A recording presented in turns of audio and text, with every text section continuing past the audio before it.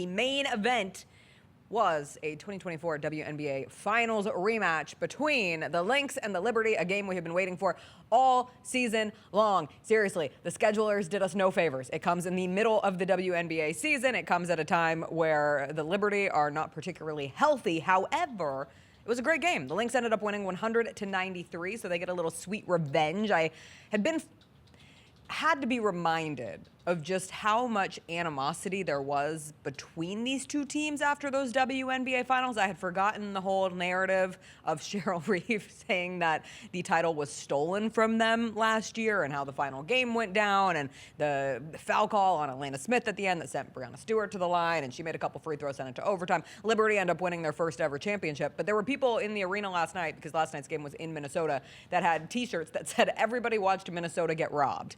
Turn up. Everybody watched Minnesota get robbed. But last night, Minnesota gets a little revenge. It's in the regular season, but it was a very entertaining basketball game. Napheesa Collier, there's little more that can be said about Napheesa Collier, but she just keeps adding to the accolades that make her the MVP favorite this season. She had her fifth 30-point game. Had 30 points, 9 rebounds, 2 assists, and 3 blocks. You had Kayla McBuckets with 5 made threes. She had 24 points. Courtney Williams, in her own words, couldn't throw a rock in the ocean.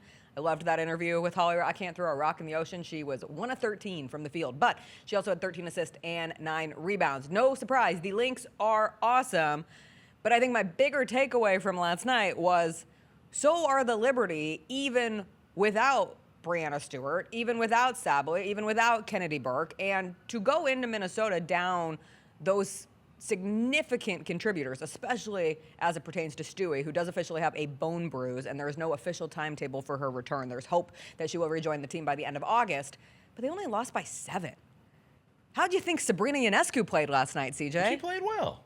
She played very well. She played well. She had a great game. Okay. Okay. Like, that's fine. Okay. That's what do you want me to say? She had a great game. I'm not judging Sabrina based off what she does in the regular season any more than I'm judging Napheesa Collier by what she does in the regular season. Those types of players, once you ascend to that level, it's about what you do in the postseason. It's about what you do in the biggest games. And while Sabrina was honestly the lone bright spot for the Liberty, right? Jonquel. I would not say she was the lone. Was a bright I thought spot. Natasha Cloud was good. I thought Izzy Harrison has been good off the bench when they've needed her in a bigger role with all of these injuries. That game felt like the Lynx could have named the score and they coasted throughout most of it, keeping the Liberty at bay whenever they felt like they needed to or that they wanted to. After that first quarter, where Courtney Williams and the Lynx just end on a tear, end on a flurry of buckets and big-time plays being made. After that, it was all Lynx. I was not thoroughly impressed, and I came away more concerned about the Liberty. That is so fascinating. We had completely different takeaways last night. Why the hell is Jonquel Jones standing around the perimeter? I think she's still getting back into post-injury game shape. So she can't get her ass to the block, take the extra 2 steps to the block? Because when she does get to the block, when she does identify a mismatch, it is 1, 2, 3 over. It's buckets. So I didn't think it was that. I thought that they just didn't want her going down to the block for some strange, odd, perplexing reason. Whatever it is, Jonquel Jones had 6 shot attempts? 7? 7 shot attempts? 5 of 7. Like, she's got to be getting way more than 7 touches, especially when Breanna Stewart isn't in. I felt like she wasn't being used in a way that was beneficial to her and to the team. Not only that, when she's on the perimeter on the offensive end, you're taking your best rebounder away from the glass. She's a good offensive rebounder. You're just pulling her all the way from that part of the game entirely. If Stewie's not there, and it might be, my view might be tainted because of the 2 losses. They're on a 3-game losing streak.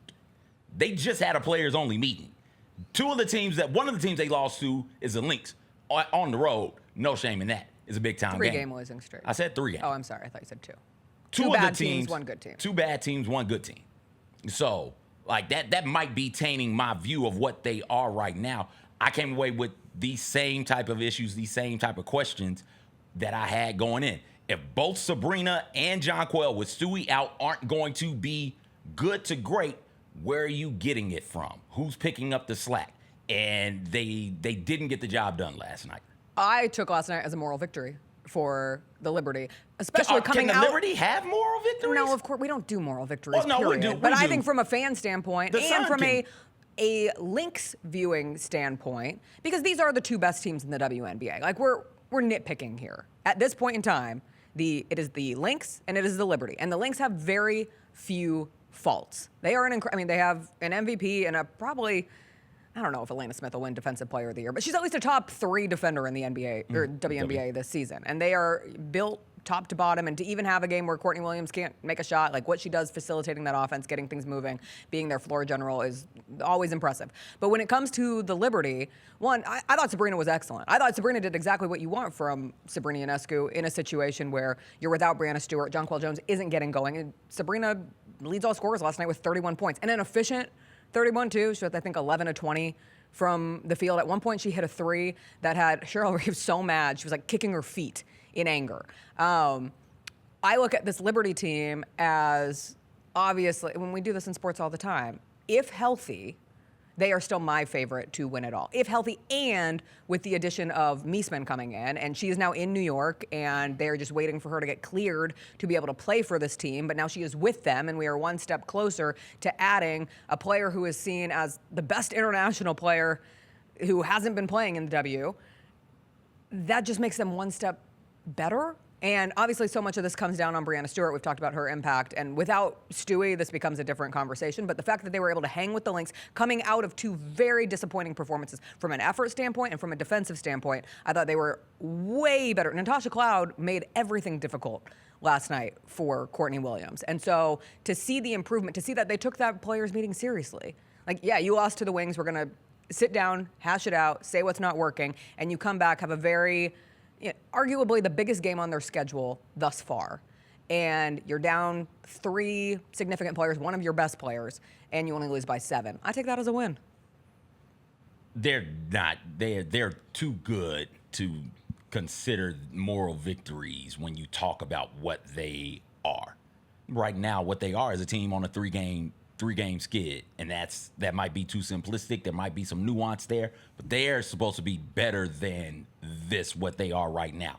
Sure, when Stewie gets back from the bone bruise, it will be nice to see him because we get to see him 3 more times. So eventually, Breanna Stewart is going to come back and be good to go. August 10th is their next game. I don't think Stewie will be ready by then. I said eventually. I know, but it bums me out. I want to, again, does the regular season really matter? No. So eventually she'll be back and we'll get to see them go up against one another in the regular season, and then maybe things will work out and we'll get to see them in the postseason. Sure, absolutely. But as far as it pertains to right now, with the Liberty right now, they've got some things to figure out. They've got to play much better. Sabrina's carrying her load. Who else is going to help her carry that load? Sabrina's not the type of player who you can say, hey, just carry everything, carry all of us all the way through this thing. She's not that.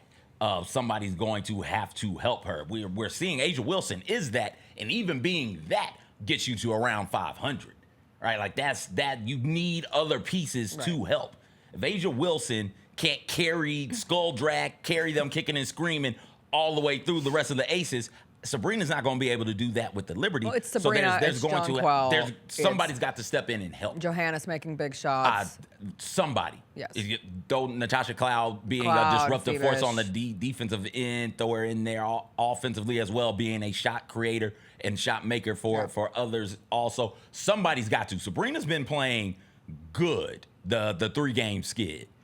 Nobody else, I don't think, can say that confidently. No. And that is my issue with where the Liberty are now. You're saying these are clearly the 2 best teams in the W. I think it's clearly one of them is the best team, and that other one, the Liberty, right around there with the Mercury and the Dream, right? Like I think I'm ready to put I will.